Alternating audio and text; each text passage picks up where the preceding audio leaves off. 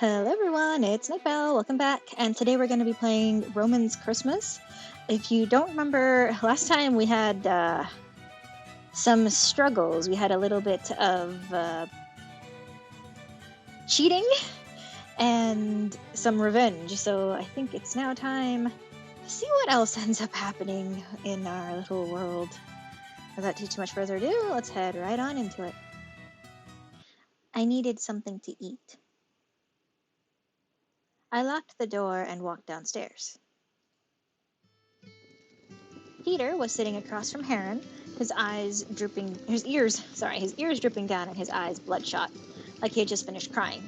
Well, he's been crying quite a bit, so. Or maybe it was just the stress. Heron was scrutinizing him from across the table, elbows on the table and fingers interlaced. He wouldn't have looked out of place talking in a confession booth. I thought you weren't supposed to see them? Like, in a confession booth, you don't see the priesty boy, and the priesty boy doesn't see you, as far as I was aware. I don't know how these things work. TSARZN was quietly scrubbing an already spotless mug behind the bar, his expression vacant.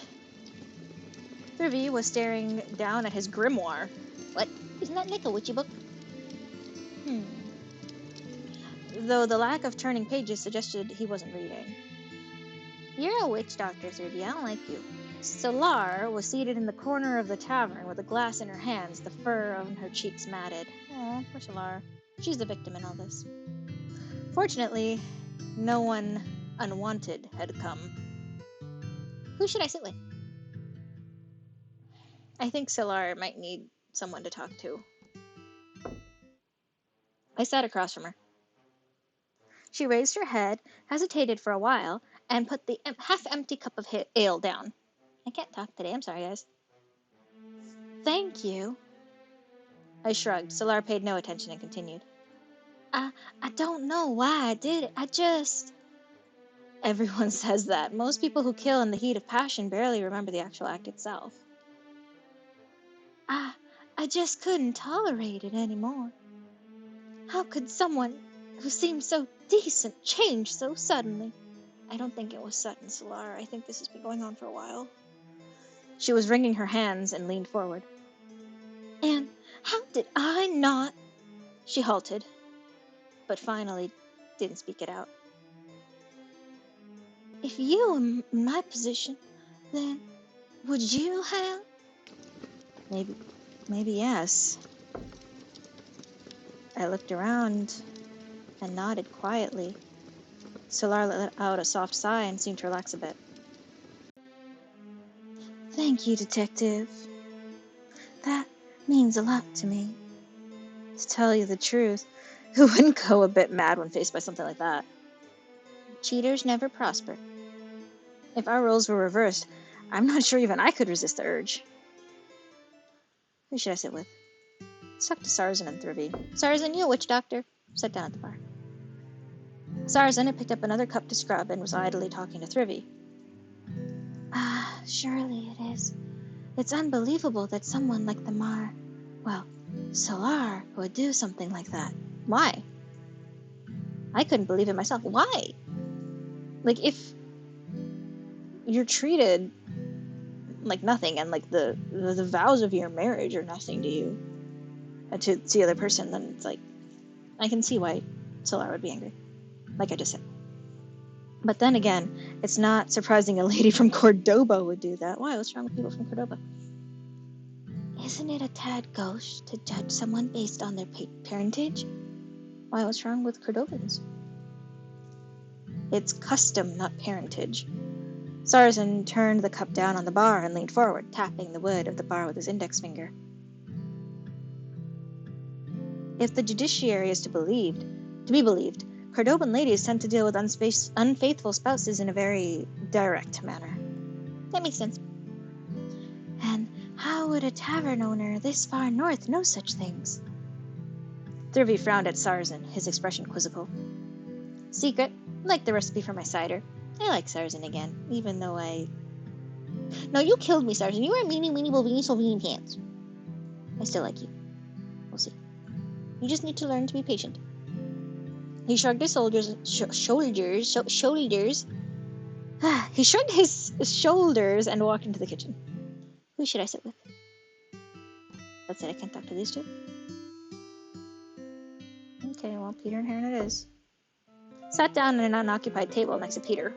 Peter had already stopped crying and was talking to Heron in a trembling voice.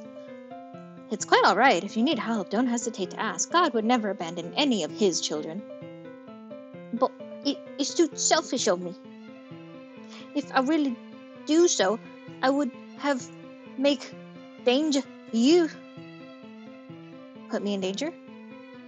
Yeah, put you in danger.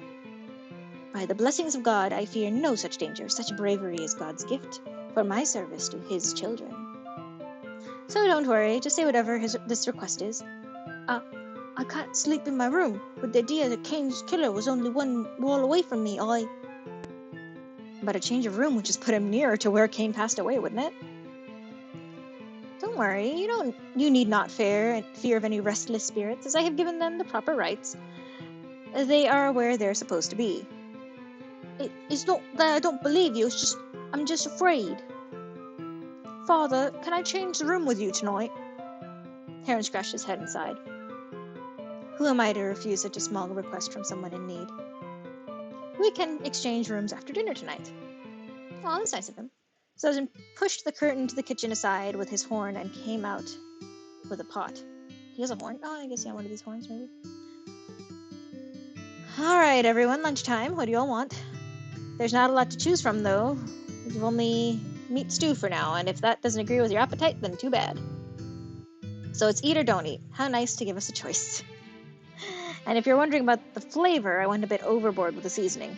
No other reason. TSARZN. I'm guessing that horse isn't exactly palatable. I'm sure if you cook it correctly, it should be fine. TSARZN spooned the stew carefully into the bowls and collected the last bits of broth into the last bowl. Bon appetit, everyone! Eat up! TSARZN put a wooden bowl in front of me, then walked to the round table where Solar was sitting. Peter was poking at his stew, trying to find any vegetables in it. Thrivy was holding his bowl and sipping the broth gently, and occasionally sparing a glance at Heron, who was devouring his stew. TSARZN turned back and took the last bowl of broth down to the cellar. I put the wooden spoon aside and held the bowl to my mouth with both hands. Suddenly a heavy thudding came from upstairs. Is Anzac awake? What in the world? The corridor was empty, and every door was closed firmly. Lodgers followed one by one to see what had made the noise from the attic. Anzac is awake. Ow, stupid limp legs. He's awake, says Thrivy. Thrivy squeezed past me and hurried up the ladder into the attic. And he wonders why people mistake him for being a kid. When I climbed up into the attic, Thrivy had lifted Anzac from the floor and had him seated on the edge of the bed. Phew, much obliged. I'm just glad you're finally awake. I was worried you wouldn't wake up. Was it really that serious? Thrivy was nibbling on his index finger as he nodded. I've slept. How long was I asleep? It's been... Thrivy quickly calculated on his fingers. A little over a day or so. Wait, so all this stuff happened in one day? Oh, you're right. Oh, goodness.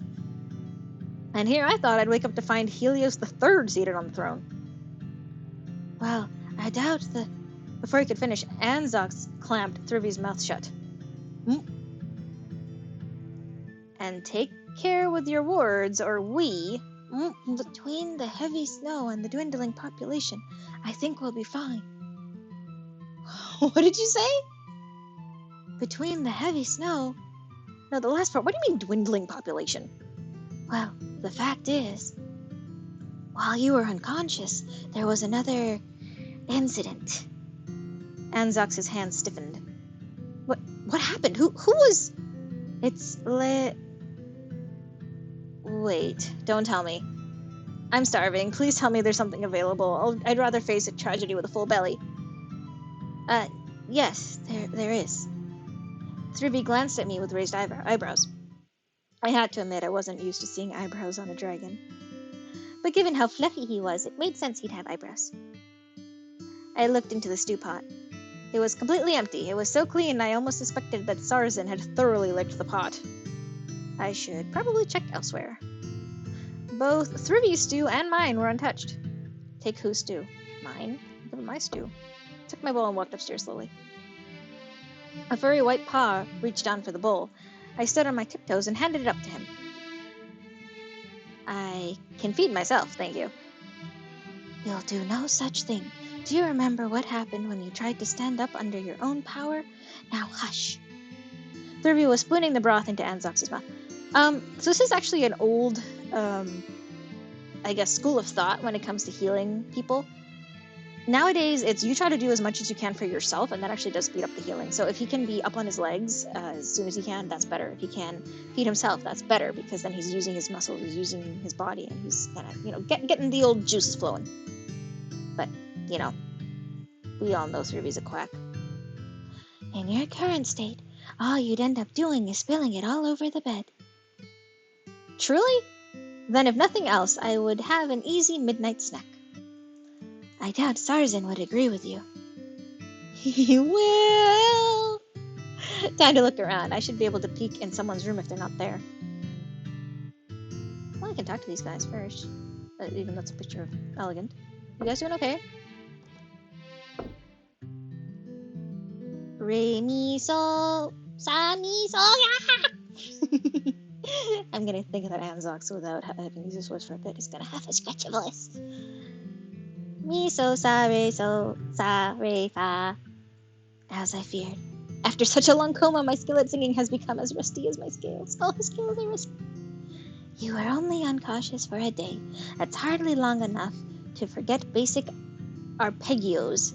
Yeah, but he hasn't been using his voice. True, but my head does still hurt. Wait, you know about music too? I was speaking rhetorically. Anzox cast a doubtful look at Thurvey, sniffed the air, and shrugged his shoulders. You lack the scent of a musician. Since when is that smellable? Unless you have urgent matters, I suggest you stay in bed until you're fully recovered. Quack. Okay, it's been a minute. Can I check out the place? Hang on, I'm checking out the place. You know what I mean. Quietly opened a slit in the nightstand drawer to peek inside. Was it really just Wyman's underwear? You could have just told me. Musical store. That's all that was. Lame.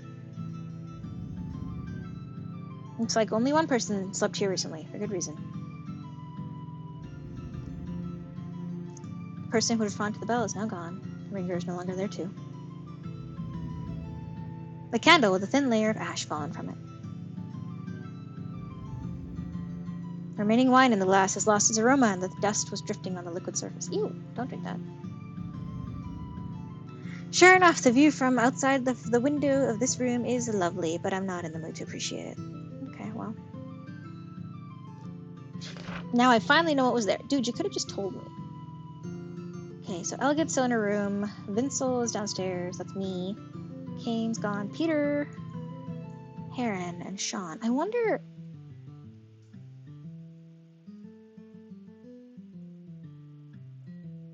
about Peter. Heron and Peter were exchanging rooms. I'll wait till they finish. Okay.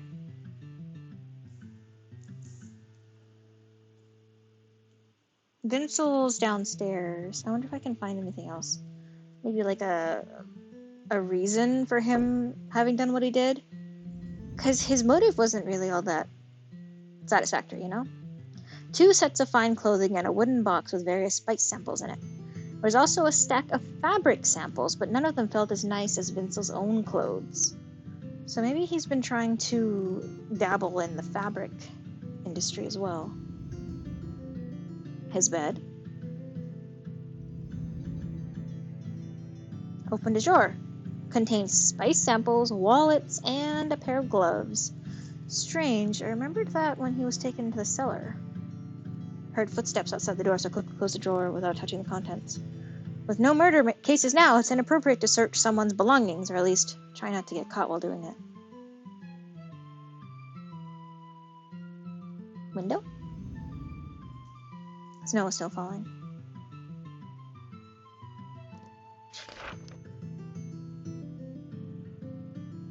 Kane's gone. Sean's gone. Let's check out my room.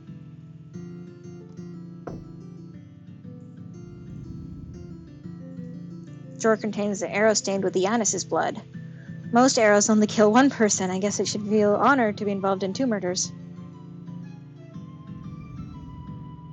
Only some boring clothes, nothing that, at a glance, would suggest that the bag's owner was a detective. 2 shirts, 1 white and 1 blue, in the same texture and style, and a pair of pants. Okay, let's look outside. Why is the snow still falling? Beds were so messy I couldn't even stand it. What? Okay, well then, make your own bed. I don't know what to tell you. So these guys are doing their thing. Yanis is gone. Did I search Yanis's room very well last time? I don't know. I keep searching everyone else. Let's search Yanis's, because we can. Nice and clean now. Drawer is empty. TSARZN must have emptied it. So he empties Yanis's room, but he doesn't empty the Fox Boys. I could see bite marks on the pillow. Multiple ones of different types. Best not to think about it. Let's look at the snow. Snow drifted on the wind into the window and flew along the rising air. Very nice. Door is still open. Okay.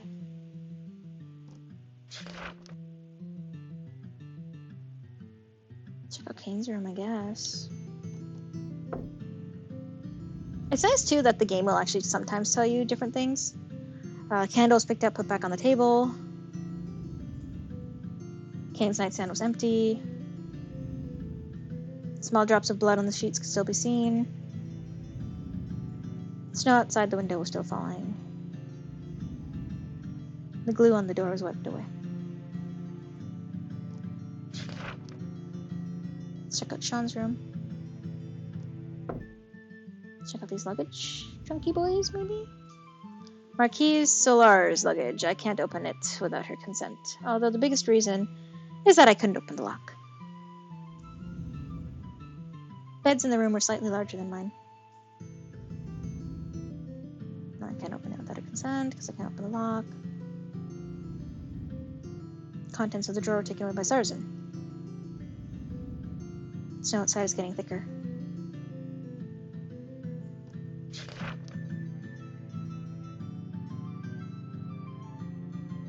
Let's see what... Are they still changing rooms? Okay, yeah, so let's talk to Elegance, what she's up to. Oh, she's not here. Where is she then? She wasn't downstairs.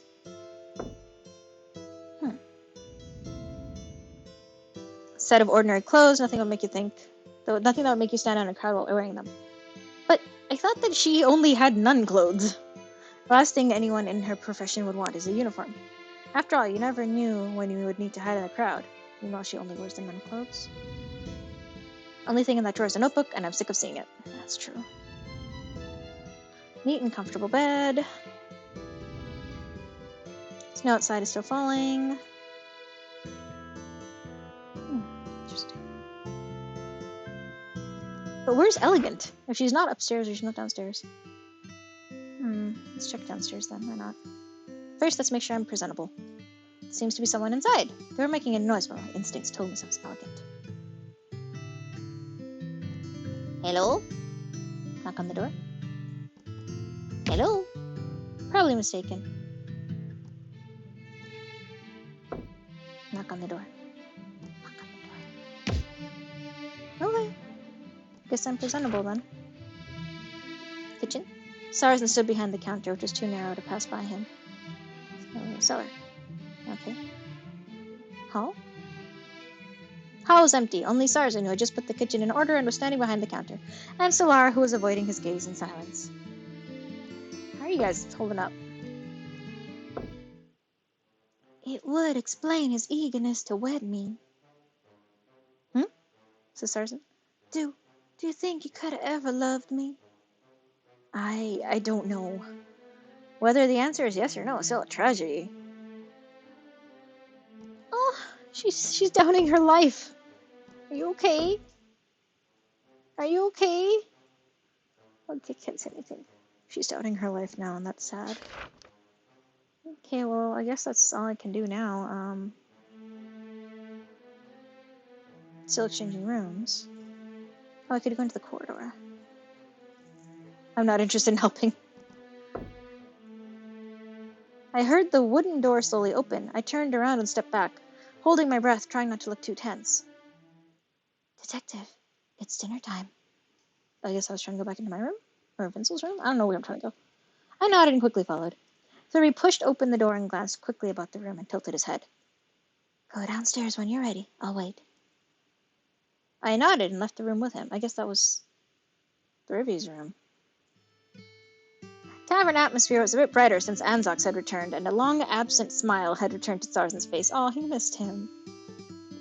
I sat down at the table by the hearth, opposite of Anzox and Peter. Ha! I suppose it's fortunate that it was I who was struck by the ladder and not someone else. Don't say that. True, you don't have much fame or money or success right now, but...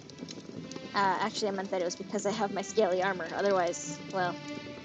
Peter froze with his mouth half open, as though his brain was catching up to his jaw. I mean, you're also right about the other stuff. He's trying to tell him that he's gonna do good. And I said this a couple times before, but guys, if you haven't heard it, or if you need to hear it again,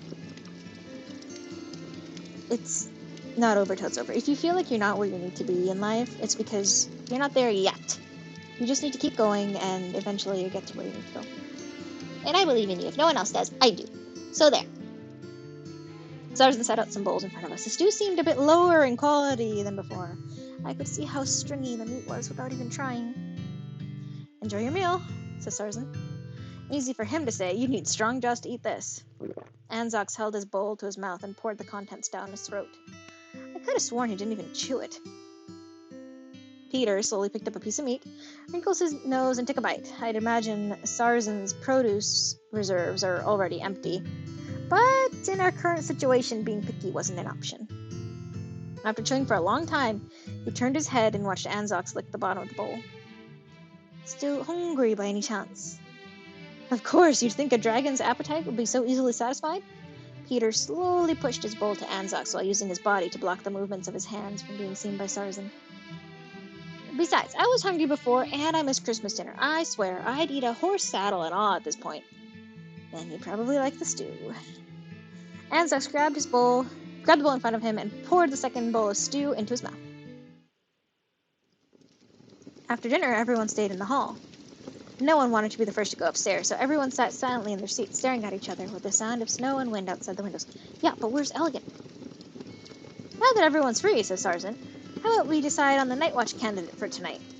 As soon as Anzox started to raise his hand, Thurby glared at him. You may have slept all day and night, but that is no reason for you to do a vigil before you fully recover. As the resident doctor, you mean resident quack, I suggest you rest until your scales have healed. Don't even think about it. Well, what a troublesome doctor you are. Were I not so troublesome, you would be dead. I can do it, says TSARZN. I am the tavern owner, and before he finished speaking, TSARZN was interrupted by a great yawn. Never mind. I raised my hand. I can handle it if nobody else wants. Don't you have a cold? It's fine. It's just a cold. I can tell by your voice that your throat must be sore. Are you sure? Don't worry, I'm fine. I adjusted my collar. It should be difficult tonight. Everyone went upstairs, one after another, and I did too. I had to go back to my room to get something. TSARZN followed me and we went upstairs together.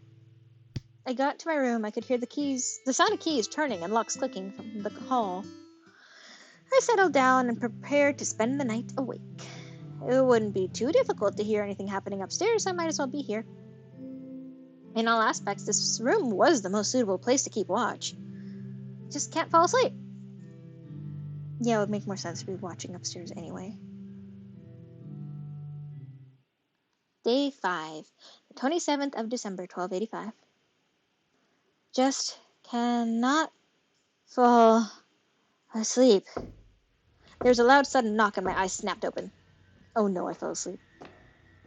Quickly got up from the... Why would you be in the bed? Bruh! Sit on a chair or something. Come on, detective. Hurried open the door. Huh, you're fine too, says TSARZN. I looked into the corridor from the crack of the door, only to find that there were several dark brown footprints on the corridor, leading towards the spiral staircase. Then that just leaves Peter. says SARZN. Before I could react, SARZN took a hand from the keychain, but the key failed to enter the keyhole. What the? Maybe this one? After several failed attempts, SARZN growled and used his shoulder to burst open the door. Doesn't SARZN, know every single key for every single lock? This is not good. The door slammed open. Blood. That was the only thing that would fill my thoughts at this point. The door swung open, and the thick, sticky miasma of fresh blood flowed out, spreading from the blood-spattered wall. A pool of blood at the door was eventually smeared by the bottom of the door, painting a crimson arc. Peter was lying peacefully on his bed, a ham knife sticking out of his chest. The blood flowing from the wound was gelled and stuck to the fur of his trunk without falling. No traces of a struggle, no scream for help, no shocked expression. A quick, precise, painless death. That was the only comfort I had, and the only thought that kept me sane and aware in the face of such a brutal scene. That was kind of my fault because I fell asleep, like an idiot. Stewed hair. SARZN stood there, numbly. His hand fell slack from the doorknob as he stepped into the room, and his foot landing on a half-dried, bloody footprint. How could he have so much blood? As if every word had to squirm free from his gritted teeth.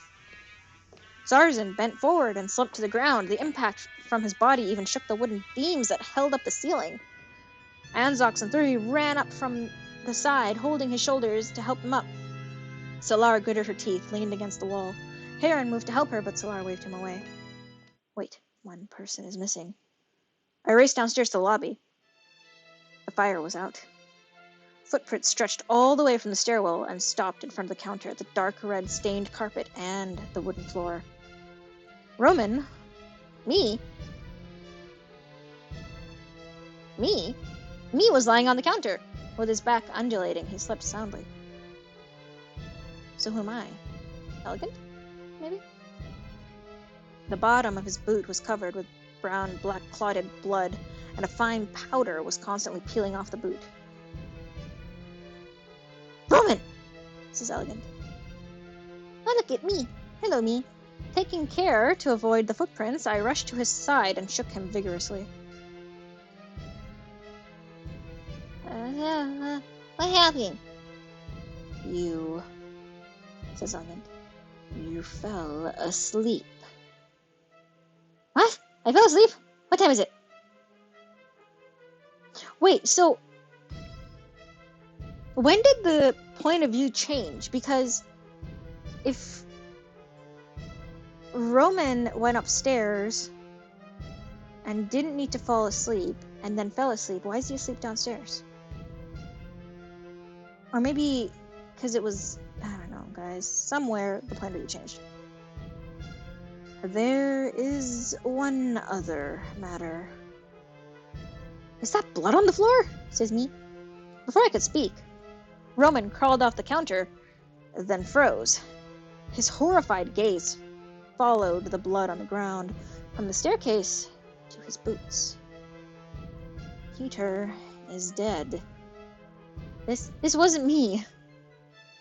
Really, why would I kill? You believe me, right? I felt a rough scaled claw rest on my shoulder. We need to talk now, says SARZN. Look it. Oh.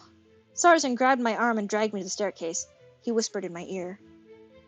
Elegant, I need your help. Have you ever done detective work? Once. Good enough. It should be obvious, but Roman's the prime suspect right now. Nobody's gonna believe a word he says, much less let him investigate. So you need to do it instead. He passed his keys to me while he was talking. Are you certain of this? It would be better if I oversaw the investigation and vouched for his conclusions. Roman told me that you're the cleverest feline he's ever met. I believe you can find the truth.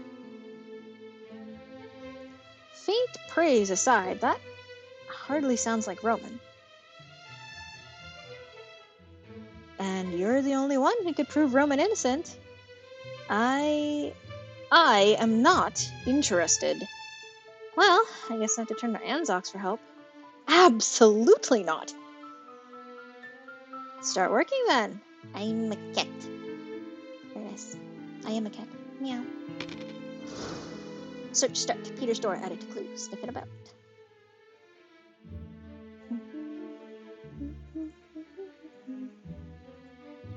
This is kind of catchy. Look how sad I am with my fluffy collar jacket thing. Okay, what happened? Roman's curled up by the counter like a frightened bird. I have something to ask you. Just say it. His fur is messy, his eyes are dark and defeated. I know this is difficult, but I believe you are innocent. Yeah, Elegant actually did help in the previous one where TSARZN was like, no, I'm gonna kill you. As a detective, you are not the sort who would harm others on impulse. That's nice. What about the others? The others, well, they think I did it. I know why TSARZN didn't ask me to investigate. I do. I'm the most suspicious one. For now. But there's something, although I can totally understand why, and if I were like him, I might have done the same. But there's still something I can't accept. What can't you... Just tell me what happened last night. When did you fall asleep? Do you remember what happened last night? Nothing happened when I was keeping watch, but I fell asleep because I was too tired because of the cold, and that's why sick people should sleep. But I think I did hear something before I fell unconscious. So what was it exactly? Did you hear where it came from? No, I don't know. He scratched his left ear and avoided my eyes. Oh, because I'm deaf in one of my ears. Right, there is something weird. What is it?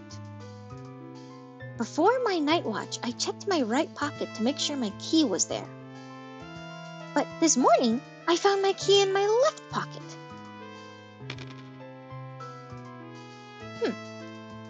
I trust you. I gently touched his shoulder. His ears twitched and his hand, which had almost gone to his mouth, lowered. That's how I express my trust. I touch him. I'm not watching. You doing okay? Inspect him carefully. He was wearing his coat as usual. The collar band was made of wolfskin. He is wearing a blue shirt today. No bloodstains on his trousers. Some cracked, clotted blood on the sole of his boot. And there are traces of splashed blood on the boot. So someone might have taken the boots, splish-splashed around, and then put them back on his feet. Okay. Search. Counter. It appears Roman drools when he sleeps. Ugh. Well, he's a dog. Only little cider left in the cup. Roman hadn't lit the candle. Well, of course, he can see things in the darkness. A dog? A wolf? Okay.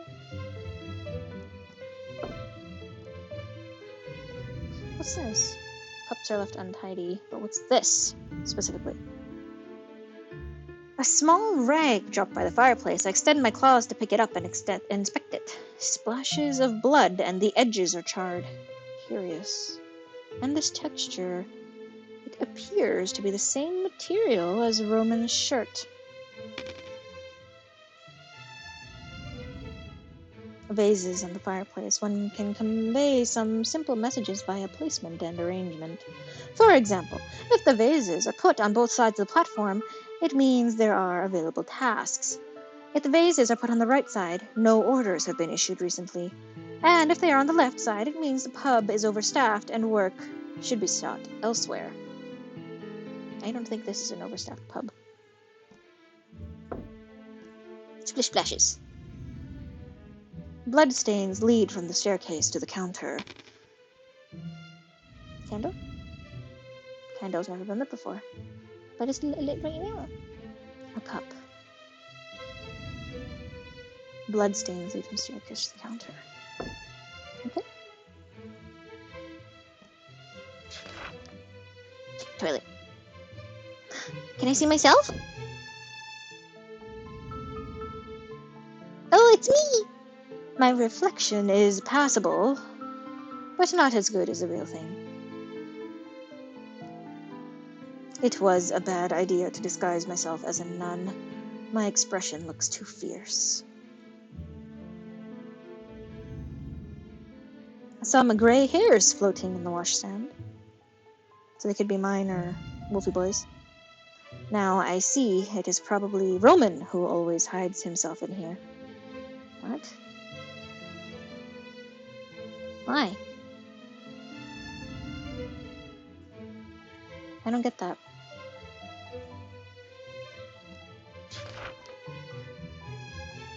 Check out the kitchen. What up, TSARZN? About that lock that you can open. Are you sure that all the doors were locked last night? Yes, I locked every single door. Not that it seems to help at this point. But Peter. Did he ever fight with anyone? Let me think. There was that argument between Peter and Roman yesterday. What argument? Didn't you say that you protect everyone? What? First Cain, then Anzox, and now Yanis. Are you doing this on purpose? It's not like I can just magically... BS! For all we know, you're just manipulating us so you can satisfy your desire to solve murders. Do you seriously hear what you're saying right now? You think I enjoy watching the people I care about die? You think anybody, least of all me, is happy with what's been going on? So, sorry. Why did it have to be... TSARZN is dressed as usual, with polished buttons, rolled up sleeves and belts tying his wings. Thank you, TSARZN. So it was a ham knife, too, which must have come from here, but... nothing in the pot. There's a paring knife, a vegetable knife, a bread knife, one knife that has gone missing. A ham knife.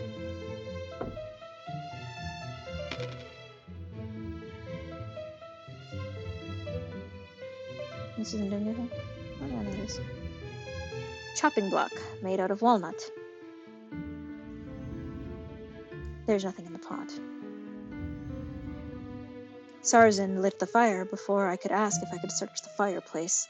Annoying. We are running low on water. Perhaps TSARZN could try to cook with ale. Or you could take the fresh snow outside and melt it, but check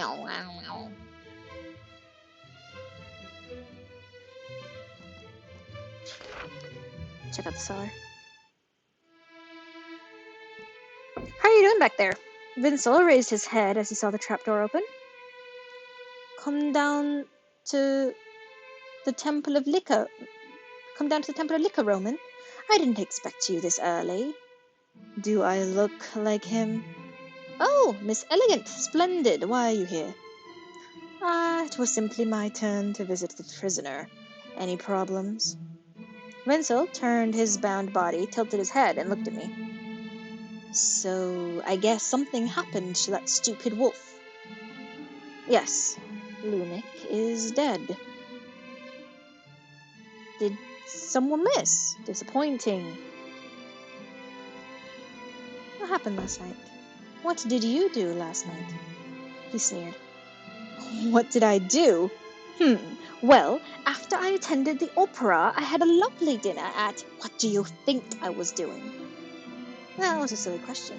Did you hear anything last night? Not a blessed thing. The rope loop goes under her shirt collar and is pressed against his green bow tie. I can see wrinkles made by the ropes on his vest and shirt.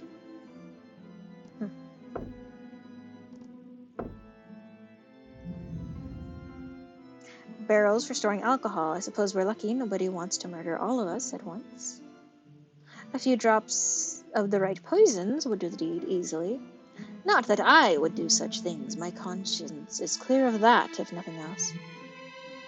Nothing has changed in the cellar. Even the sharp-edged chain is not repaired. I had better check somewhere else. That means there's probably a clue here somewhere. What is that cup used for? I do not know, and have never asked. Nothing has changed in the cellar. I'd better check somewhere else.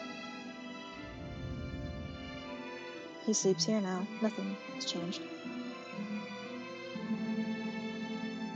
Okay. So I've checked all here, I think. Let's go back up. Corridor. You alright, Marquise? Solara was pacing back and forth in front of her door, her eyes focused on the bloodstains in the corridor. I had to ask her. What did you do last night? I stayed in my room as usual. That seems a bit too simple. But Lunik, honestly, you should have expected it from a wolf like him. At first glance, they look gentle and sweet, docile even, but if you start to probe deeper to see what secrets they're hiding, out come the fangs. Again, who hurt you? You're biased. That could be said of any canine. I really... Even if you told me that night, it would have been fine. I would have understood if you'd just talked to me. She's a very loving wife. That was, I would have only become a widow instead of a murderer who stabbed her husband. Why didn't I think he was my husband when I pulled out my dagger? When Lunik betrayed you, he likely did not care if you were hurt. About Roman. I cannot figure it out. Roman is no fool, so how could he make so many critical mistakes? So, you don't think he's a murderer? I am not sure, but I am willing to consider the possibility that the murderer is someone else. Do you usually trust others so easily? Only when I have sufficient cause. Fine. But I still think he's suspicious. Why? If I remember correctly, this time Roman seemed to insist on keeping watch on his own. Ah. Observed Solar. The clasps on the back of her long dress are surprisingly secure. It must have been quite a struggle this morning. Back in the day being who knows whenever in this time, only the wealthy would have clasps on the back of their dress, so they technically shouldn't be able to put it up themselves, because they would have someone to do it for them. It was a sign of, hey, I have servants to help me dress in the morning, kind of thing. Or, whenever I need to change clothes. I think they change clothes quite often. Okay, well. Did I ask about where she was? I have no log here, but that's fine.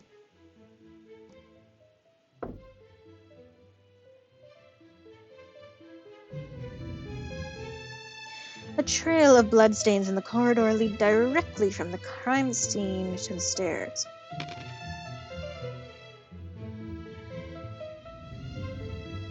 The room on the left.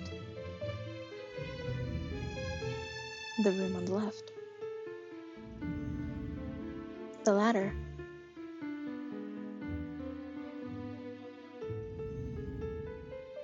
Solar stays in this suite.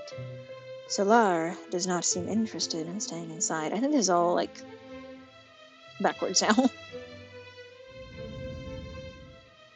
The room on the right.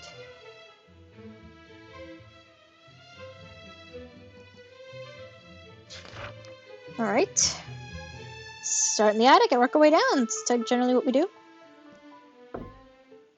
Although Enzox has woken up, he still lays in his bed because of that quack doctor. The only difference is that now he can play his lute. Roman would be happy with it if he knew, but that can wait until this case is solved.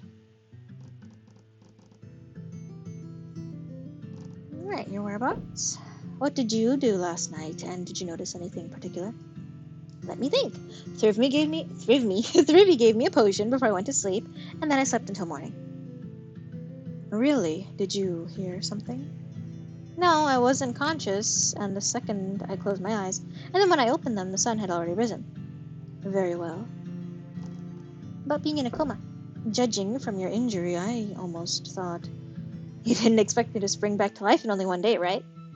Correct.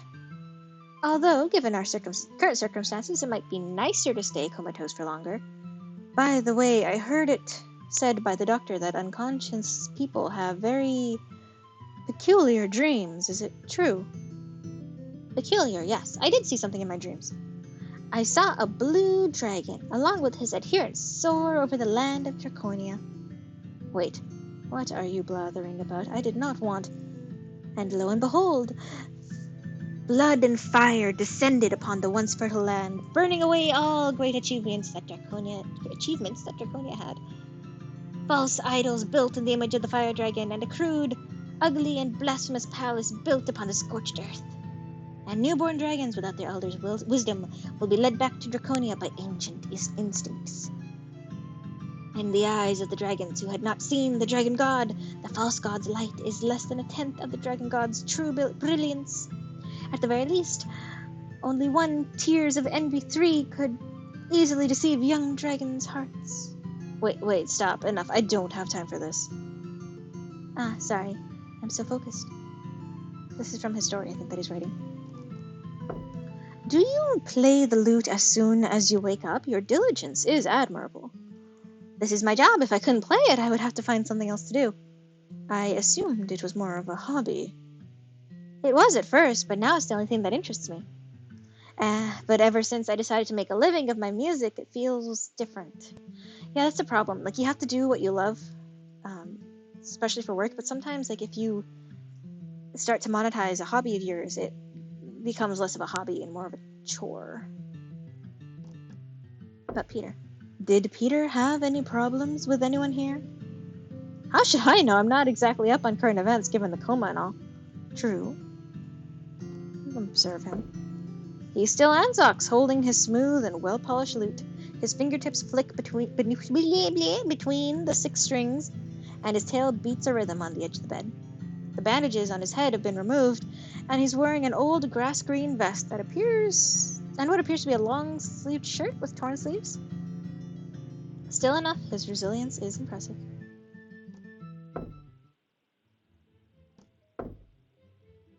See what she has to say about this book. Elegant does. A book on hermetic philosophy. It would make sense that Thrivy would be interested in alchemy.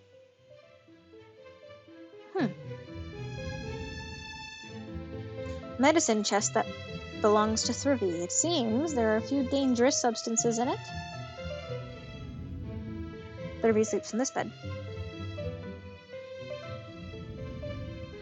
Anzoc sleeps here. I can even see the imprint left by his body.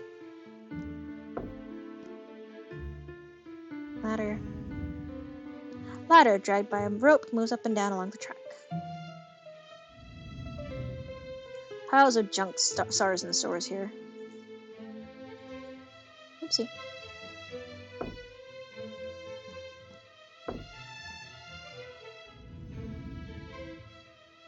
Room keys hanging over the bed. TSARZN hangs the keys of available rooms here, but only TSARZN has the cellar key and it's not on the keychain.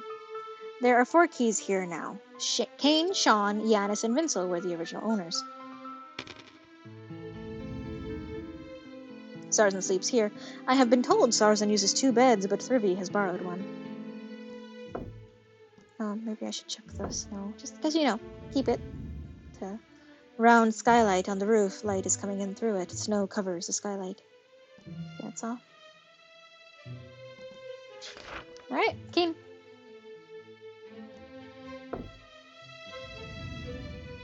I can still see small drops of blood on the sheets. Heavy snow is falling outside the window. The candle was picked up and put back on the table. Nightstand is empty. The glue on the door was wiped away by TSARZN. Peter.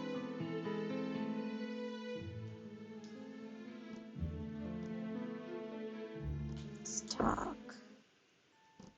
Body status. Is there any progress on the autopsy? I'm performing it, don't rush me. About your whereabouts? What did you do last night? I slept soundly last night. Why? Because Anzox wasn't playing that blasted lute. So, what exactly did you feed him yesterday? Tincture of valerian root. Did you really think I would believe that? Valerian root, it was the primary ingredient of the medicine. He wore a silver-beaked mask, and the silver on the surface of the mask was blackened and eroded. Well, most doctors believed that this layer of black silver tarnish could better protect them from the disease. But Thrifty is wearing a mask to examine the body, or perhaps to hide his expression.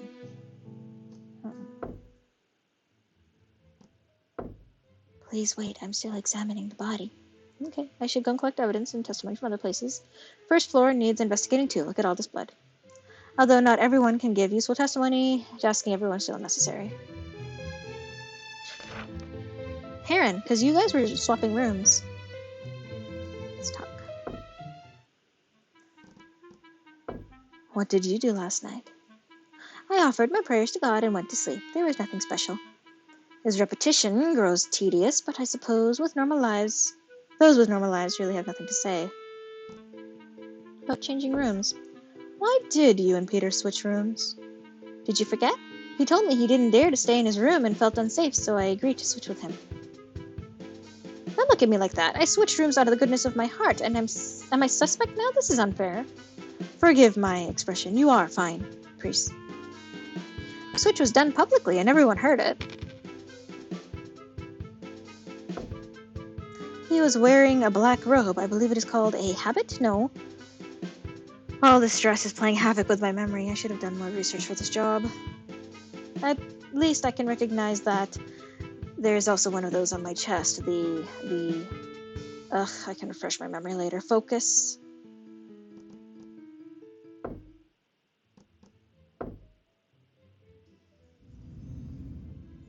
Bed is quite neat.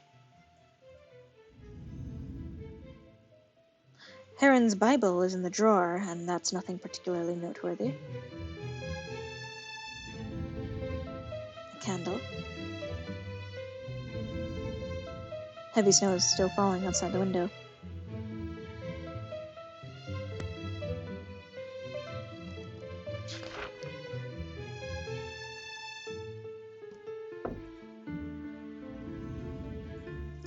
The Mark Solar's luggage. It would be wise not to open it without permission, although the fact I lack the tools to do so right now is the biggest point. The bed is in this room is slightly larger than mine. Contents of this drawer are kept by TSARZN. TSARZN brought new candles for Christmas Day. Pity. Snow outside is getting thicker.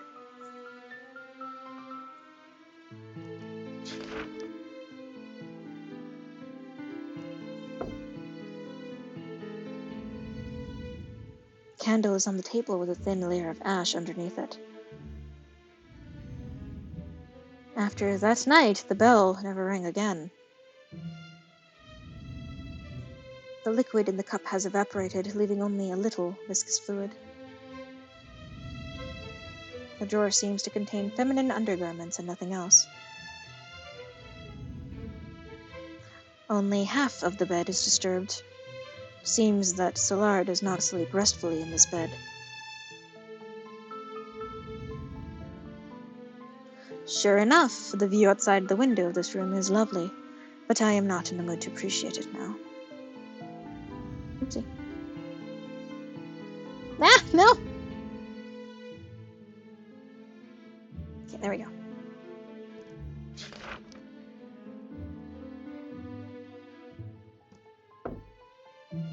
Snow. The stone road in front of the tavern is now covered with a thick layer of snow. A candle, whatever. There's nothing in the drawer. It's been moved. There is an omnipresent corpse smell on the bed. But it's fine. When I woke up this morning, TSARZN opened the door and windows to disperse the smell of blood.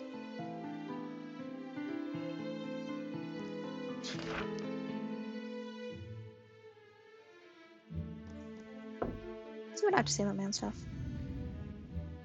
The blizzard still refuses to stop. I wish I had crossed off Peter in my notebook now. If nothing else, it would have diverted suspicion from Roman.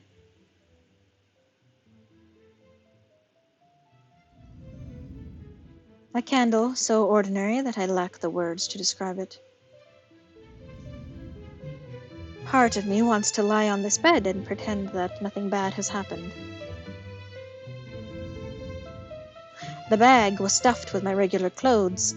If I knew I would be trapped here, I would have changed before coming. So I have clothes, it's just that because I came in as a nun, I had to continue to wear my nun clothes.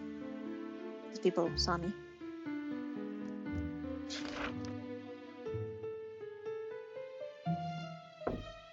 So it was Vincel's room that the review was outside of.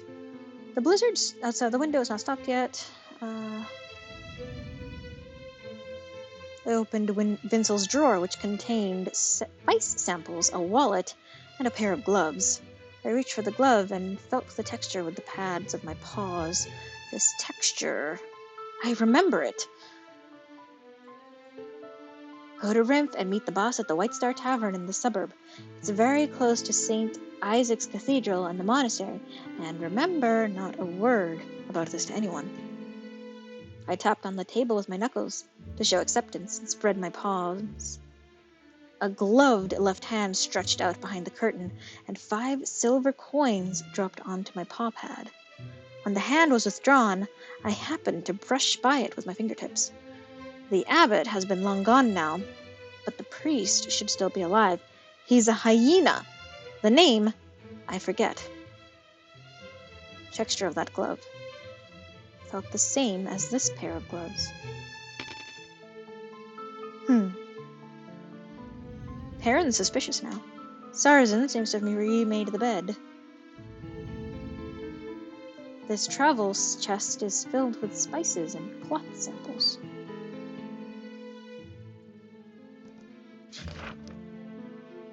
Roman.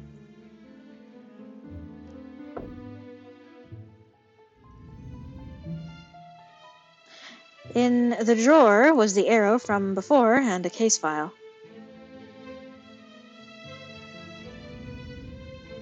Unlit candles. Window. Still snowing heavily. The bed was the same as yesterday, untouched. A blue shirt and a pair of pants. Strange, there was one white shirt and one blue shirt before. So previously it was Elegant who was searching through things. And Roman was still wearing a blue shirt. If that is so...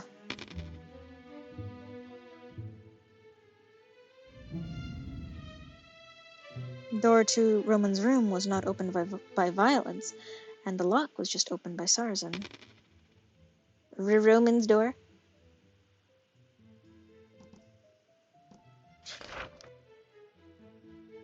I guess back to Peter's room.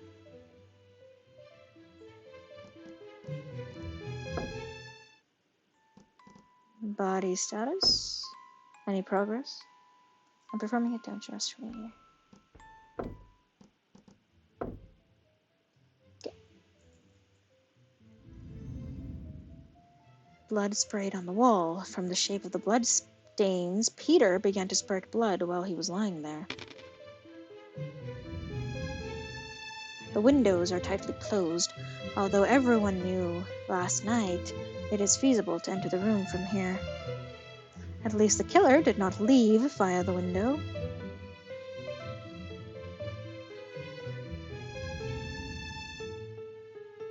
Peter's door key is in the drawer. I opened the nightstand. Must belong to Peter. What?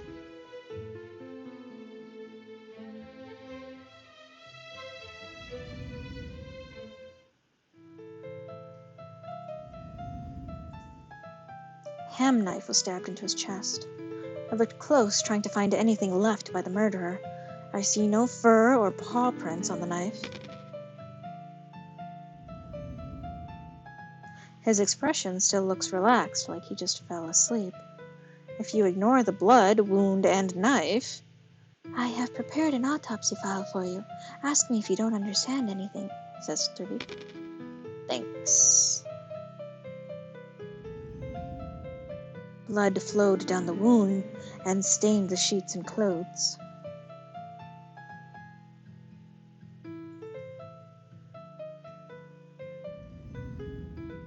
Sheets are blood-stained. That's it, so we got. His expression still looks relaxed, like he just fell asleep.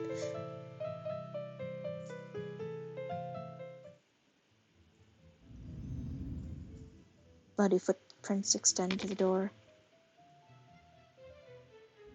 And that's that thing again, I think. A planet stand.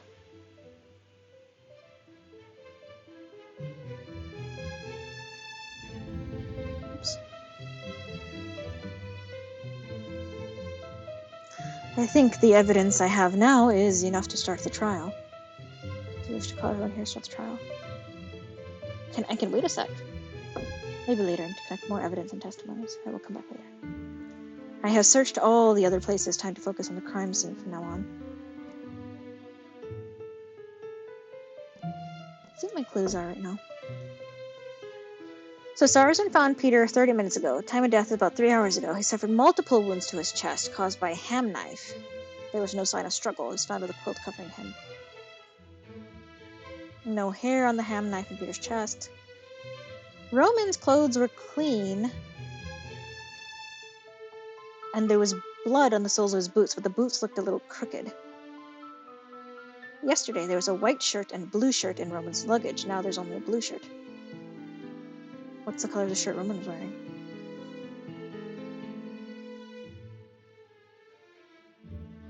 It was a white bloody rag.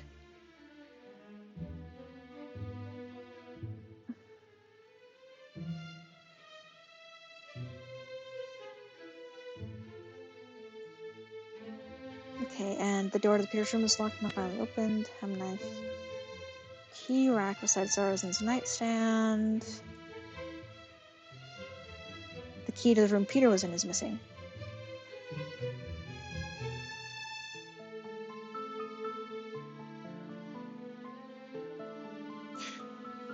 So what I'm trying to say here is, like, you know how I, like, went to 2 different drawers and I found 2 different Peter room keys? TSARZN's looking suspicious.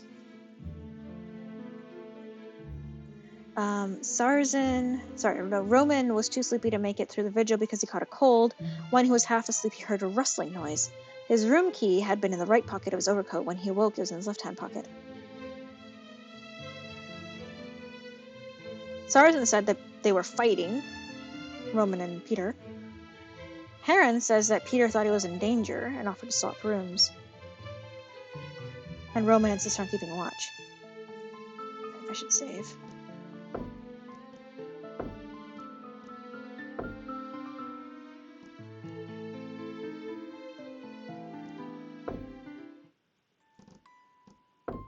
May I know more about the condition of the body? All right. The deceased is Peter, a male rabbit about 20 years old. He was found by TSARZN in Heron's room 30 minutes ago and died around 3 hours ago. The deceased was laying supine on the bed in the room with multiple single-edged stab wounds on the chest, piercing into several major organs. All wounds conform to the shape of the hand knife in his chest. Cause of death is presumed to be cardiac rupture or massive blood loss. No other wounds were seen. Bedding was neat and covered the deceased. There were no signs of a struggle at the scene. That's all I can find out so far. So for him to not have struggled after being stabbed this many times, he has to have been, like, dead asleep. And I wonder, is there anyone that we know of who seems to be able to put people out easily, possibly by giving them something? I will averse him.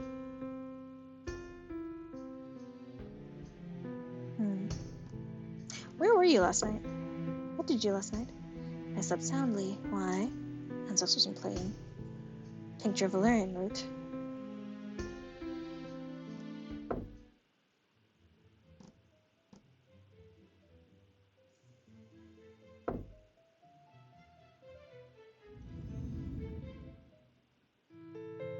multiple stab wounds, but there's just the one.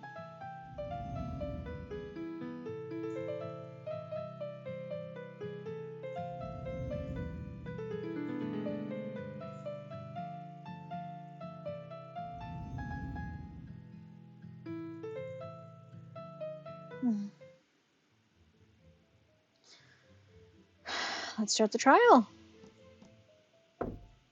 I think the evidence should be sufficient for now. And now to complete the puzzle. Using stand power. That's a JoJo reference.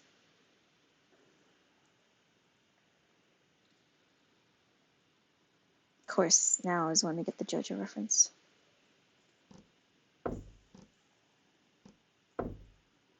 After a thorough search, I asked everyone to come to the hall for trial.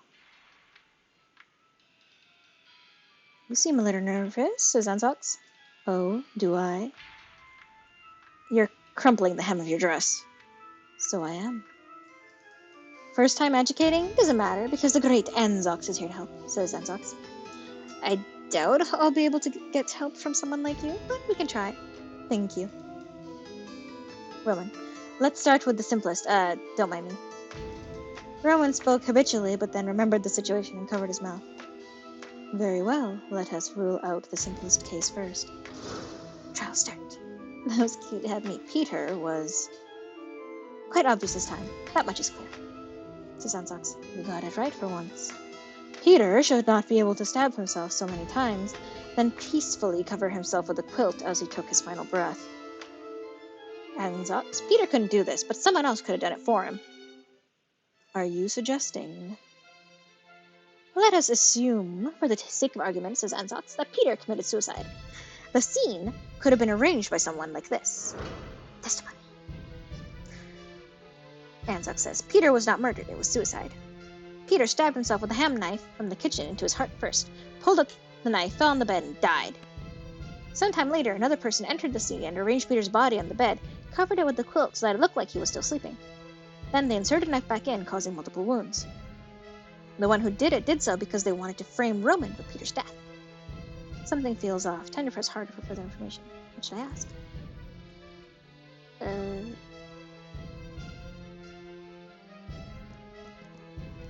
Well, the order of pulling the knife and laying down, because the blood splats were as though the person was laying down.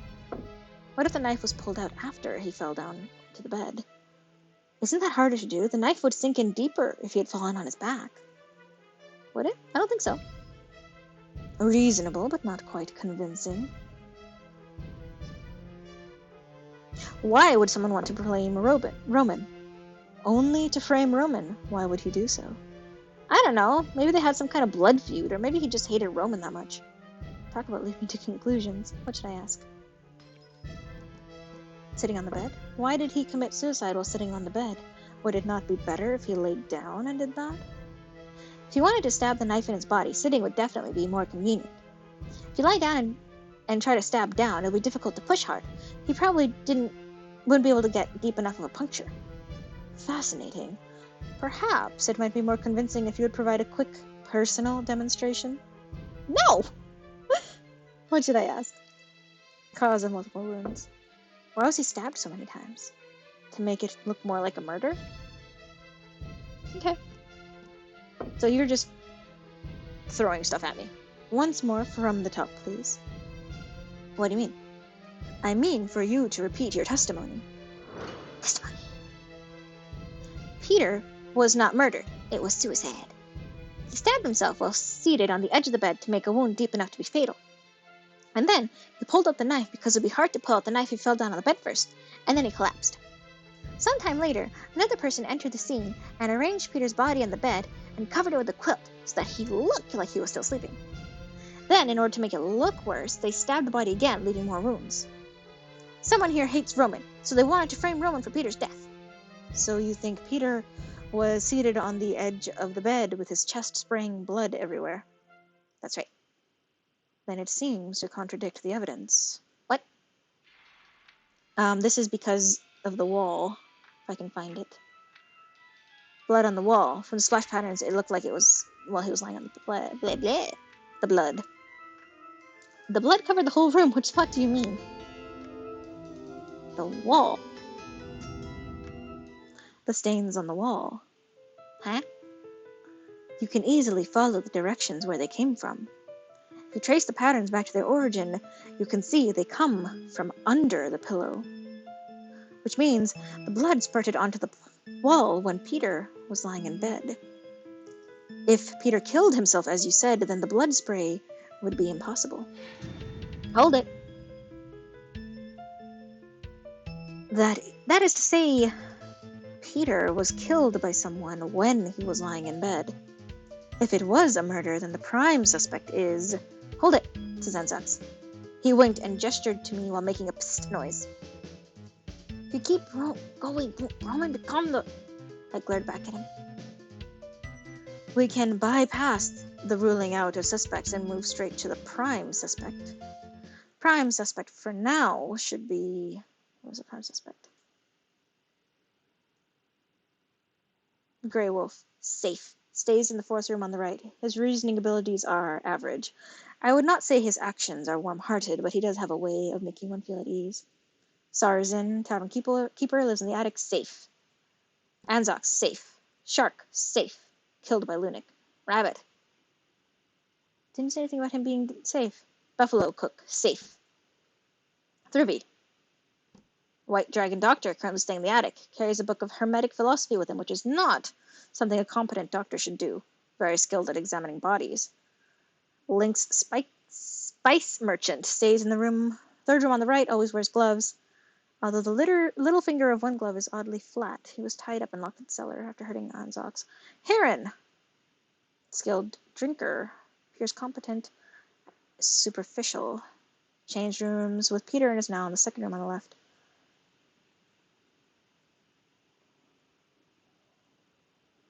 Interesting. I still want to say it's Thurby. And I did save, so let's hope for the best here. If it was Thurby, no, he would not be able to move the ladder. Who's the prime suspect? Oh, won't let me. I want to blame Thurby. Let's blame Heron. It can't be Heron since he was on exchanged rooms. Fine, I'll say Roman. I'm sorry, Roman is still the most suspicious one. I suppose it's inevitable. You tried at least, says Roman. While this is hardly a professional opinion, I must state there is an excess of evidence pointing to Roman being the killer. TSARZN, first the bloody shirt, and the fact you insisted on being the night watchman last night, which would give you the opportunity, and the footprints leading from the crime scene to where you were found asleep. Honestly, anyone would think I'm the killer, says Roman. But I am not. I know I don't have any proof, but you have to believe me. At first, let us hear your statement. All right. Testimony. Yesterday, I had to keep watch at night in the lobby. Due to my heavy cold, I fell asleep. Then, when I woke up, you already know the rest. I've only been on the ground floor for the whole night. I never went upstairs last night. What question should I ask? I have to keep... What do you mean by had to? I mean, I didn't want to do it at first, but I felt like it was necessary. Got a cold. You still have a cold? It takes some time to recover from a cold, even a mild one, says Thurby. It's pretty normal to feel exhausted while ill, which is exactly why I assert Roman should not have been the night watchman. Very well. And you're sure you didn't go upstairs? How do you explain the footprints leading to you if you never went upstairs? They're obviously planted. If I actually committed the crime, I wouldn't have been so careless. Perhaps you deliberately chose not to clean up the crime scene. That's way too far-fetched. And you fell asleep? How could you even fall asleep? Admittedly, I'm hardly one to talk about falling asleep at inopportune times. And Thurby is just talking about being tired with a cold. I want to hear your testimony again.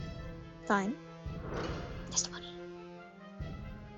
Although I wasn't exactly willing to serve as the night watchman last night, I still agreed in the end. I suffered from a cold for recent days. Feeling exhausted, I dozed off. When I woke up, you already know the rest. Seriously, I never went upstairs during the watch. Someone was obviously trying to frame me by making those footprints. Hold on. Hold it. What's wrong? Something feels off about one of your testimonies. Which evidence conflicts? Let's see here. The rack, the vacant room keys. There's no hair.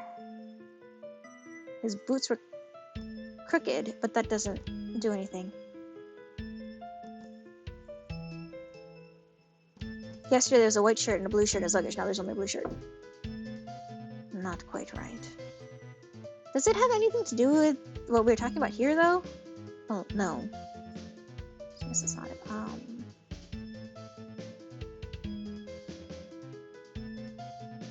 Let's see here.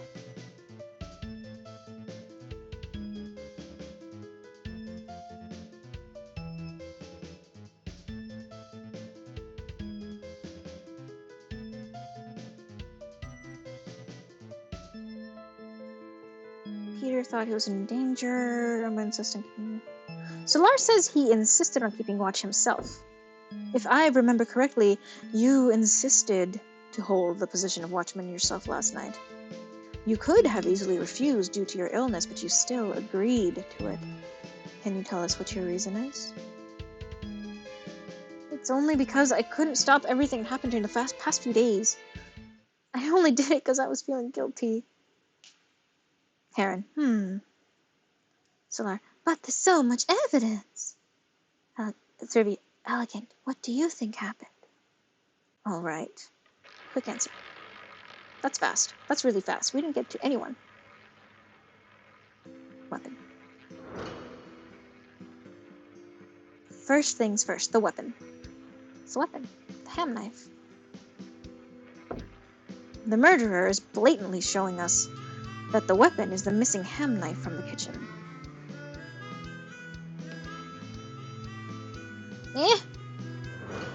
Modus operandi. This is how the puzzle fits together. Deductive reasoning. Arrange the occurrences chronologically from top to bottom by dragging chips to each position.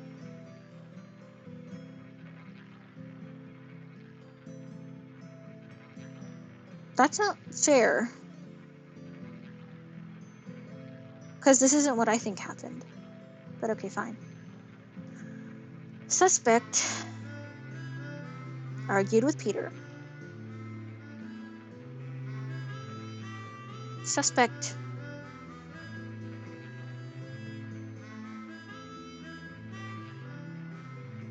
the suspect didn't argue with Peter. Let's do this as though it's not Roman. So let's say the suspect went to the kitchen to get a knife. Suspect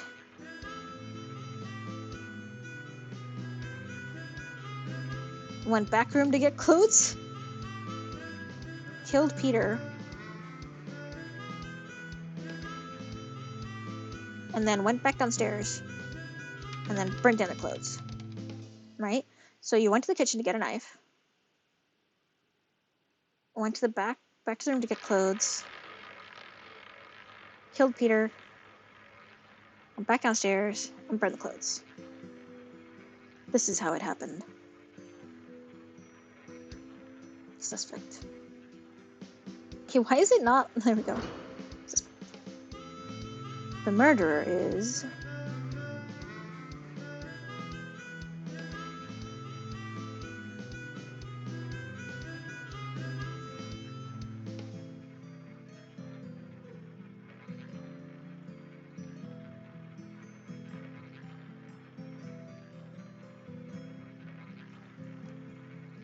Heron. Although he's obnoxious, I doubt he did it. Who's the murderer?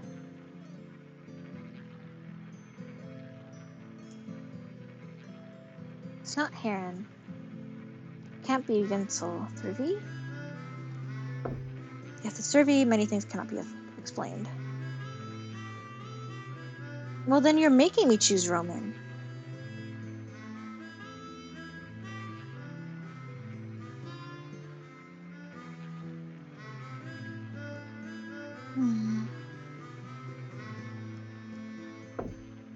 As much as I do not want to admit it, as far as I can tell, the murderer has to be Roman. Alas, says Roman. Motive. About the motive, there was only the conflict. They had an argument. Do I really seem that mean? Done. So this is how the case goes. Hold on. Case playback. When everyone is asleep, you went to the kitchen and took the ham knife. You then went upstairs silently. Went back to your room and took a shirt with you to block the spurting blood. Then you opened the door of Peter's room, stabbed him to death in his sleep. Then you took off your shirt, went downstairs, and threw it into the fire when you were in the hall, but unfortunately it did not burn completely. You fell asleep before you were able to clear away the footprints. Is that so? No! Something is clearly wrong. What is it, TSARZN? Hold on, let me think. It's you. You did it, TSARZN. I didn't want to believe you could do something like that, but now I have to admit that I was wrong to believe in you. No! Don't come any closer, says Roman. I believe in your good nature. I can't believe it. Is Roman really the culprit? Based solely on the evidence available, it could only be him. No, it has to be whoever framed him, because his shoes were wonky. Wait, no, I must have missed something. I may not have figured it out yet, but I know the puzzle is not yet complete. I need to stop them before it's too late. Wait, I still have a few questions. What? But your summarization pretty much locked everything down. Ah, there it is. The piece I was missing. Thank you, Anzox. What did I miss? The locks.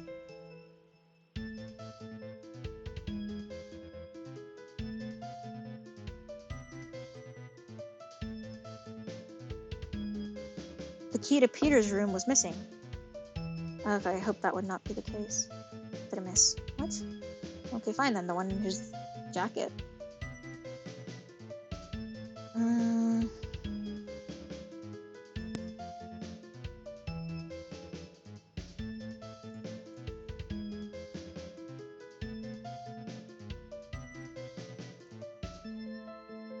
Or also this. The door to Peter's room was locked and not violently opened. The keys. What? On the first day at the tavern, TSARZN said this. How many keys does each guest room have? 2. One set is for guests. If the room is empty, I hang it by my bedside in the attic. In other words, the night the crime happened, only TSARZN and Peter had a key to that room. And moreover, the door to the room was locked this morning. If his habits remain consistent, Peter must have locked his door well before the incident took place. Therefore, the murderer must have somehow obtained the key. First, I need to be sure which key the murderer got. The key the murderer got must have been TSARZN's key. The one TSARZN had. What? That's impossible. My keys are all accounted for. I haven't let them out of my sight. He took the keychain from his waist and counted the keys one by one. See? Front door key, the cellar key, 1, 2, 3, 4, 5, 6, 7. Wait, the 8th key. Wait, it can't be. Because remember, TSARZN couldn't open the door. He turned the keychain around and shakily recounted the keys. I'm missing a key. Now that we know which key the murderer has stolen, we should figure out when the key was stolen. When did they steal the room key? Great. Do you remember when TSARZN was missing his keys? I think that was... Oh, it's been a while.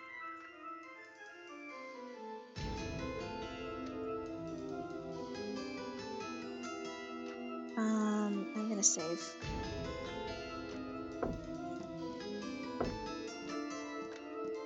Okay, so TSARZN was missing his keys, I think in the very beginning.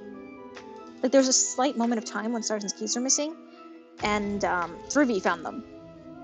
So I think this was actually day 2. The murderer stole the key from TSARZN on the 24th. Christmas Eve. I don't remember losing anything then. Oh, I guess not. It must have been the 4th, right? On the 25th? Christmas Day, let me think. On that day, I went down to the cellar. That's weird. Otis, I remember leaving my keychain on the counter. Yeah, okay, so it wasn't like the very first thing. But now I can't find it. Maybe you put it somewhere else. Maybe I'll keep looking. But after a while, I found it on the counter again, so I didn't think much about it. Did you recount the keys when you found the keychain again? I didn't think it was such a big deal at the time. Why would I have thought of counting it again? Since then, were the keys always with you? There's one more. Heron, my key is locked inside my room. The keychain is pinned to my waist. Take it yourself and return it afterwards. Okay. Wait. The door's open again. I didn't dare take them off because of the 2 murders that happened. There you have it. The murderer stole the key from TSARZN on the 25th. If Roman isn't the murderer, then who opened Roman's room, says Sansats. That was simple. How did the murderer get Roman's key?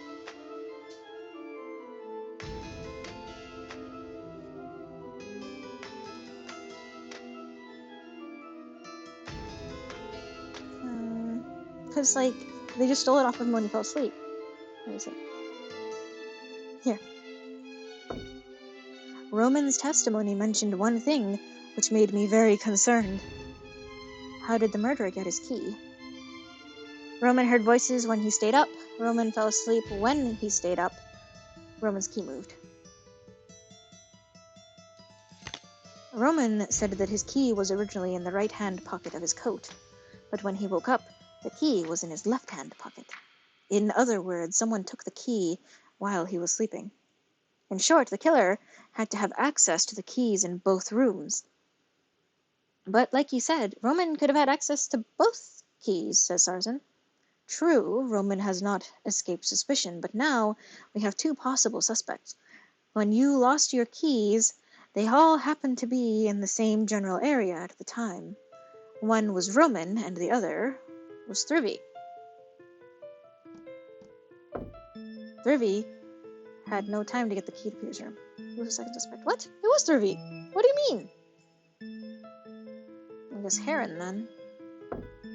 Heron was the last one to take the keychain. That is for sure. But come to think of it, he failed to use the key then. My key is locked inside my room. Keychain's pinned to my waist. Take it yourself and turn it afterwards. Okay. Wait, the door's open again. Maybe it was another who had a chance to take the key.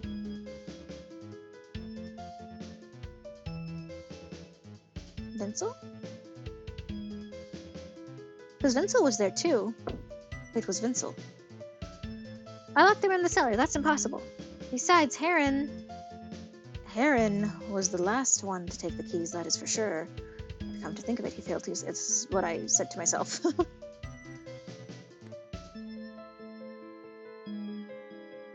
No, it was entirely possible, because you had not locked the cellar.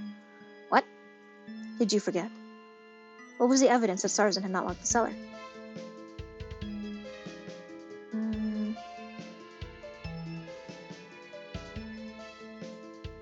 There's a large splatter of blood, bloody prints, blood in the corridor, door to the room, door to Peter's door, key rack.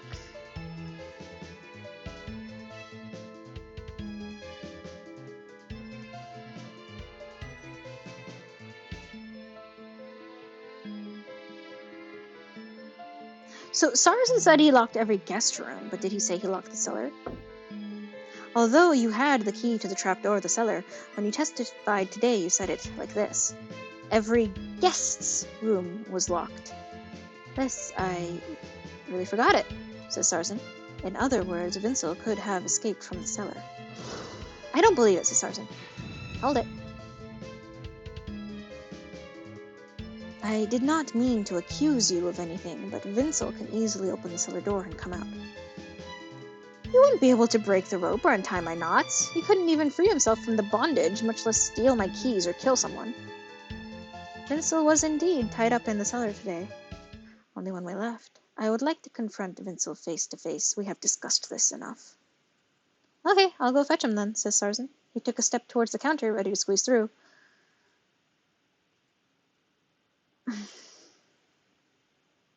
Do we want him to bring Vincel here or not?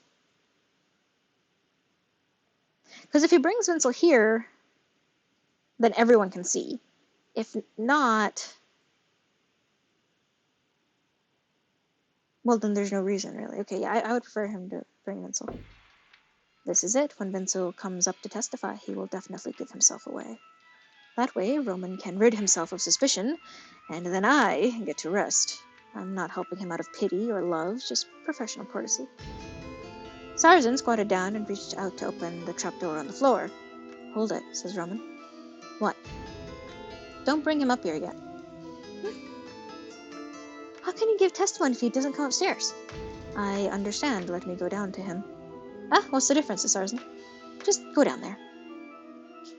I came to ask what you did last night. Did you notice anything wrong, says Elegant. How would I know, says Vincel. Talk. Testimony. I was here the whole evening doing nothing but sleep. That's all. Nothing else. Nothing else. Gotta find a way to let him speak. Elegant, says TSARZN. What? Over here. Is that... I found the key, says TSARZN. Where? Behind the barrel here. I got it. And I also discovered something else, though I don't know what it could mean. What discovery? So the game, would not let me continue searching, which is really irritating, but whatever. When the cellar was first built, the iron chain on the barrel rack was handed over to the blacksmith's apprentice for practice. The apprentice was a few sandwiches short of a picnic. The chain he made was hinged without grinding it smooth. Every time I touched it, I'd scratch my scales. Over time, I tried to avoid it and not touch the chain, so it developed a layer of rust. So what? I just glanced, and then I picked up the key and saw that there was a lot less rust on the chain than usual. So what happened, says Vincel. Normally, I would take a more deceitful approach to making Vincel talk. But Roman, I doubt he would accept anything other than logic and facts to solve this case. The last thing he needs is more stress, and annoying as it is, perhaps I should do it in his way. How should I do this? My way or Roman's way? Oh, this is really cute. My way or Roman's way? I did say I want to do it Roman's way, so let's do it Roman's way. Fast learner. I should use the method Roman likes to get the information from him. Fair and direct questioning. Peter was murdered, and now you are a suspect. Go upstairs. Peter, my good feline, how could I have done it? Vincel twisted erratically as TSARZN carried him upstairs. By the way, I already know why you are not willing to disclose the motive behind the attack on Anzox. Why didn't he explain? Because he was aiming at someone else. Your target was not, in fact, Anzox. In both cases, one person was involved. That person is Heron. Peter was killed because he and Heron had exchanged rooms without your knowledge. Anzox was injured by your sabotage on Christmas Eve because Heron asked him to get his belongings. Both incidents, Heron was the one who would have been the victim, but who happened to escape by accident. Logically speaking, if the real target of both cases was Heron, and the killer was you, then your refusal to disclose the motive to hurt Anzox suddenly makes sense. Because you never intended to hurt Anzox at all, because that would attract the attention of your real target, Heron. Exchanged rooms? They exchanged their rooms in private. Anyone would have made that mistake. Unfortunately, this was not done in private. Why would no one kill Peter by mistake except Vincel? Because it was done out in the open, but Vincel wasn't there. At that time, they were talking openly about exchanging rooms in the lobby, so it was impossible that no one heard it. No, just let this go. Heron and I didn't even know each other. I thought you knew each other. Why did Vincel know Heron? Because you're my person. You're my person that made me want to find the dude. You know what I mean? You're my client. That's the person. You're my client person boy. Let me see here. Now I need to find it.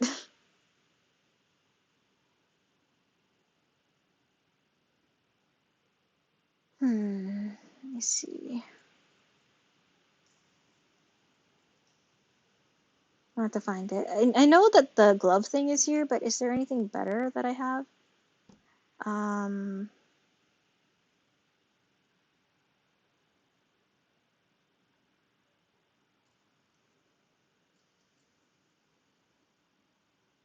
Doesn't look it. So it has to be his gloves. The pair of gloves in your room drawer reminded me of something. When I received the task of investigating the Cathedral of St. Isaac while in alley, I accidentally touched the gloves my client was wearing. They feel the exact same as yours. And your store is in the same town. You expect me to believe this is a coincidence? I did commission someone to investigate something, but it has nothing to do with this. Really? Sure. A wicked smile flashed across Vince's lips. Think carefully, my dear feline. Do you really want to go down this road? You know what will happen if you break a confidential contract, don't you? Now I understand why detectives refuse to involve themselves with criminals. If I revealed that Vincel was my client, I would be in breach of a confidential contract. That meant no money. I already spent my advance on this ridiculous outfit. But if I give up here, Roman will... I'm going to continue. Then in the future, I will amend my contract to prevent murderers from threatening me into helping hide their crimes. I may be a mercenary, but even I have standards. Vincel stared at me and snarled as his bound body leaned forward. Now back to the case.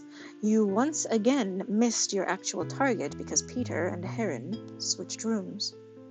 Because you had no idea of the exchange, you went straight to the room Heron had been staying in, unaware that the person inside was actually Peter. After that, you took it for granted that you killed Heron, not Peter. Which is why you have the key to the room Peter was in. Shut up. Hold it. As splendid as that long lecture of yours was, aren't you ignoring the most fundamental problem? What? TSARZN has completely tied my hands. Well, actually, TSARZN, the way you tied him up, not actually the correct way to tie up criminals. I had not expected him to be that quick. I had hoped my momentum would force a confession. What? Do you think there's a way I could kill someone with my hands tied behind my back? Almost have him. Focus, Elegant. It's not as if you could pick up a knife with your hands tied behind you. Is gibbering the best you can manage? That was too far-fetched, but I cannot think of any other explanation. Hold it, says Roman. Hold it. Eh? Since there is no way he could have committed the murder if he's tied up, why not assume he wasn't tied up when he did it? It hardly seems easy to untie. But wait, I think I understand. You want me not to consider the situation of being tied up but still able to commit murder, but to consider he was not tied up when he did it. That is to say, what did the killer use to break the rope? He used,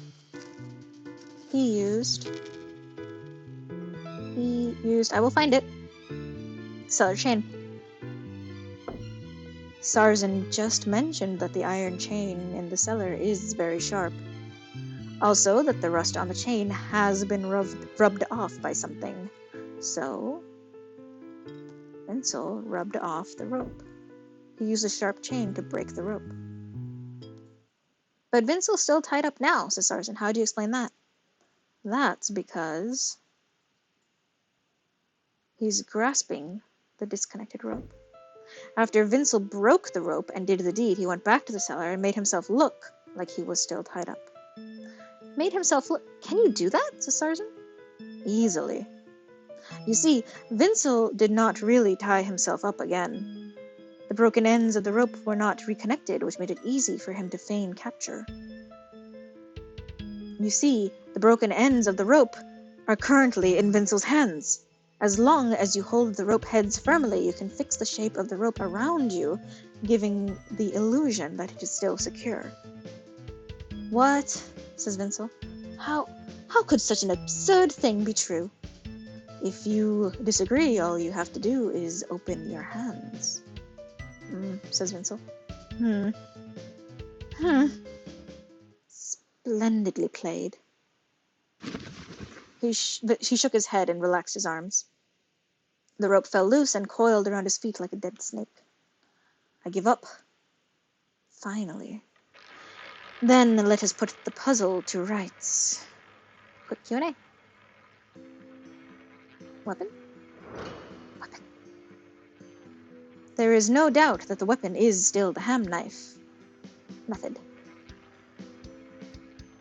Method? Method! There we go. Method. And now to complete this puzzle. Deductive reasoning. Arranged chronologically. Okay, so. Suspect. Rubbed off the rope. Stole Roman's key.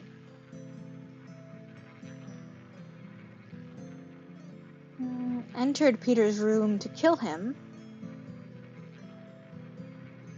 Burnt the clothes. Well, I guess befuddled Roman would be...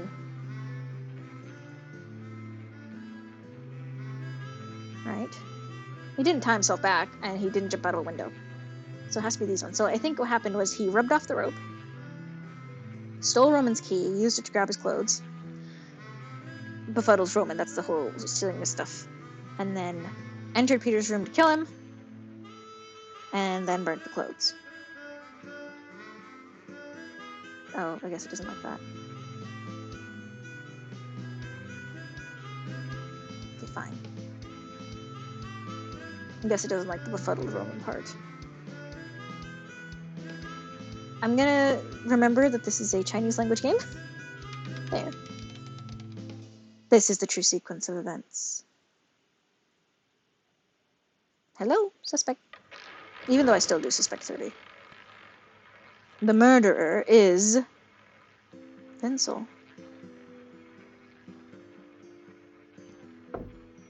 Murderer is no one but Vincel. Motive. The motivation is much clearer than before. Hatred for Heron. Although he missed the correct target twice, I wanted to point out the connections between the familiar gloves, St. Isaac's Cathedral, the noble brothers, and the monks, and the relation between Vincel and Heron. But if I do so, my identity will be exposed. This is how things played out. Vincel. History play. Vincel had been waiting for revenge after injuring Anzox by mistake and being tied up in the cellar. During this period, he did two things. First, he never mentioned his motive for hurting Anzox. Second, he broke the rope using the cellar chain, and then rebound himself and held the ends in his hands to make it look like he was still secured. In the middle of the night, Vincel quietly opened the cellar door and snuck into the hall where he saw Roman, who was asleep. Seeing him asleep, he took off his shoes and put them on his own feet. He then stole his room key. He went into the kitchen and took the ham knife. He went upstairs with a knife and stole one of the shirts Roman had brought with him before putting his real plan into action. Vincel opened the door with the key he had hidden in advance on the 24th.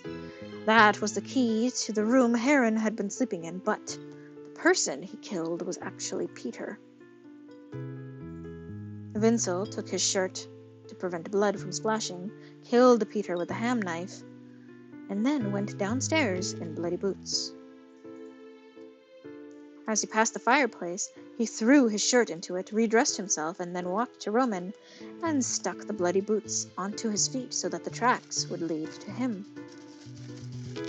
Thinking his mission accomplished, Vincel went back to the cellar, tied himself up, and waited for the outcome to play out. In the end, I couldn't finish it, says Vincel. Well, since you are about to execute me, I might as well explain why I wanted to kill that obnoxious hyena. Your reason better be good, says TSARZN, or I'll make sure your death is long and slow. All of you have heard about the construction accident at the Cathedral of St. Isaac, right? Heron, Solar, it was said that the noble brothers oversaw the project, used inferior materials to build the church and enrich themselves, and were buried in the collapse as punishment for their greed, yes? Servy, could it be? In fact, one of the two brothers survived and was found guilty of maleficence. He lost his title and his property, and had the end of his right pinky cut off, says Vincel. He pulled off the glove of his right hand, exposing a greatly shortened little finger. He left Rimph, changed his identity, and set about rebuilding himself as a merchant in a small town called Ale. But all this time he never forgot what happened, and when the time was right, he decided to take revenge on the abbot and the friar who falsely accused and framed him. Aye, says Heron. Falsely accused? Framed? How could you? Even before the building of the cathedral, the amount that was being tithed to the nearby churches were curiously low compared to the attendance numbers. It was thought that the Cathedral of St. Isaac would be able to fill both the spiritual and the financial gap. My brother and I both believed, trusted the abbot, at least until the stone pillar snapped and collapsed on us. He wiped his eyes and raised his head again. But since it's pretty clear God doesn't want me to take revenge, I really have no other choice. He shook his glove, and a small bottle tumbled out from where his right pinky was and fell into his hand. He pulled the stopper free with his teeth, spat it out, and downed the contents in one gulp. Wait, says TSARZN. You should rejoice. This is only enough for one person. He collapsed against the counter. The bottle rolled around on the carpet and stopped, and a mixed scent of bitter almonds and apple filled the air. Cyanide. Rivi approached, checked his pulse, and shook his head. An apple a day. TSARZN hesitated for a while, and then stepped forward, hoisted the corpse up by his armpits, and began dragging it to the door of the pub. Wait. Let me pray for him first, says Heron. Okay, says TSARZN. Elegant and Roman, please give me a hand down here. Everyone else, go upstairs and rest. It's still early, and I think everyone is tired. It's finally over, says Roman. Thank you, Elegant. It had been my neck on the noose if you hadn't trusted me. Well, at least I figured one thing out. What? The person who hired you to investigate the collapse of the Cathedral of St. Isaac, it was Vincel, wasn't it? I believe it is. He also came from LA Town. He was directly related to the manor. Even the material of his gloves was the same as what my client wore. Then your reward... It matters little. I had yet to start the investigation, so it is a mere loss. A mere massive loss. I paid through the nose for a disguise I can no longer use. But something bothers me. Why did Vincel not notice it was Peter in bed and not Heron? Huh? Vincel is a lynx, so he should have had excellent night vision. Well, could he see clearly in the cellar? Says Roman. He seemed... This may sound strange, but it seemed he failed to recognize me several times. But he didn't have any problem in the hall, said Roman. Nyctalopia, says Servy. Nytbelle. A type of vision deficiency. If you don't eat viscera or carrots for a long time, your night vision will gradually weaken. Although I didn't exactly catalog Vincel's eating habits, I think it may be the best possible explanation for now. It seems that may be. When TSARZN cooked carrot stew, Vincel refused to touch it at all. Well, I think I'll make my way upstairs then. Thrivy squatted and hauled the rope down to lower the ladder. Speaking of strange things. Elegant, thank you. He lowered it down by himself. Since when could you move the ladder by yourself, says Roman. Since TSARZN fixed the blast thing, although the ladder has been moving quite a lot, there was no strange sound. Because the track is not as smooth as before, I can barely operate the ladder. Well, if it's alright with you, I'd like to go collapse in my room. Mind if we talk later, says Roman? Yeah, that was not an answer, Thrivy. Very well. Good morning, then. Roman unlocked his door and stepped inside. Then, that testimony. Could we go over it? Sure. I should probably rest too. Fell into my bed and tried to relax, trying not to think about the massive fee that had just evaporated. When I regained consciousness, the first thing that hit me was pain. Indescribable pain. The once splendid stones and slates pressed down on my chest and stomach. It was like trying to breathe through a thick layer of cowhide covering my mouth and nose. I could breathe out, but not in. Brando, are you okay? My brother reached out for me with trembling hands, and I could smell the blood in the narrow space. Jonathan. Jojo! Brando! Jojo! Please leave on egg! Remember to, for me. Jojo! Don't say that! Hold on! Someone will find us! Jojo! I do not know what his last thoughts were, but I'd like to think they were this. Avenge me. Sono chino sadame. Chapter 5, Spectre. And with that, everyone, I think it's a wonderful place to stop. Thank you so much for watching. I hope you had fun. I hope you enjoyed. Do not forget to like, comment, subscribe, and I hope you have a wonderful day, night, sleep, whatever it is you're going to do after this. And just remember, you mean something to someone. And if it's looking down, that means it's not over yet. So, all that said, see you all next time. Bye-bye!